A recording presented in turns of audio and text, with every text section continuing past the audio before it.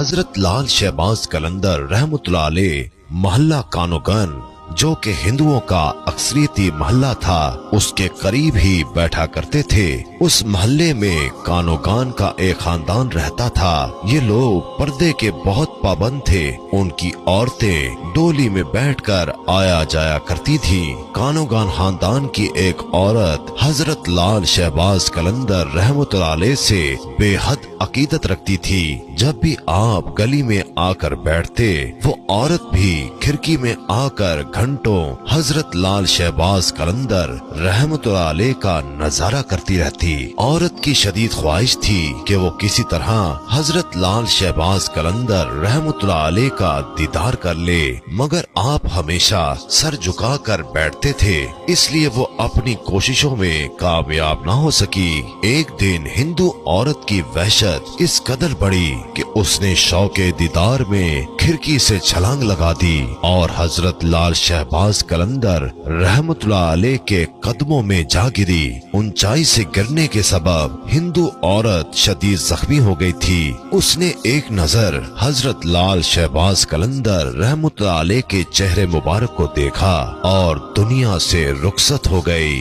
جب محلے کے لوگوں کو معلوم ہوا تو ہر طرف ایک شور برپا ہو گیا۔ مرنے والی ہندو عورت کے رشتہ دار اس کی لاش اٹھانے کے لیے حضرت لال شہباز قلندر کی خدمت میں حاضر ہوئے اور عرض کرنے لگے، حضور اگر آپ اجازت دیں تو اس بد نصیب عورت کو لے جائیں اور اس کی آخری رسومات ادا کریں۔ کانوگان خاندان کے لوگوں نے حضرت لال شہباز قلندر رحمتullah علیہ سے اجازت اس لیے چاہی تھی کہ مرنے کے بعد بے پردگی کے خیال سے حضرت لال شہباز قلندر رحمتullah علیہ نے اس کے جسم مبارک پر اپنی چادر ڈال دی تھی، اور یہ بات بھی خاندان میں مشہور ہو چکی تھی کہ ہندو عورت حضرت لال شہباز قلندر سے بے حد عقیدت رکھتی تھی۔ حضرت لال شہباز قلندر رحمتullah علیہ نے ان لوگوں کی درخواست سن کر فرمایا، میری اجازت کی کیا ضرورت ہے، تمہاری امانت ہے،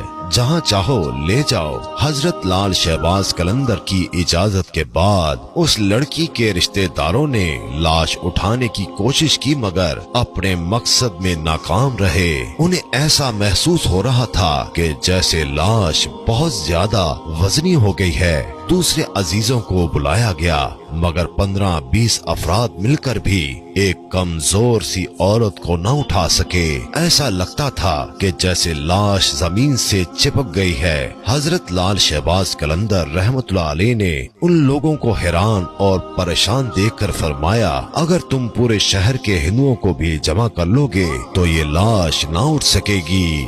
حضرت لال شہباز قلندر کی یہ بات سن کر کانوگان خاندان کے لوگوں پر گویا ایک دہشت سی طاری ہو گئی۔ آخر اس بد نصیب عورت سے کیا گناہ سرزد ہوا ہے؟ خاندان کے بوڑھے افراد نے حضرت لال شہباز قلندر کے آگے ہاتھ جوڑ دیے۔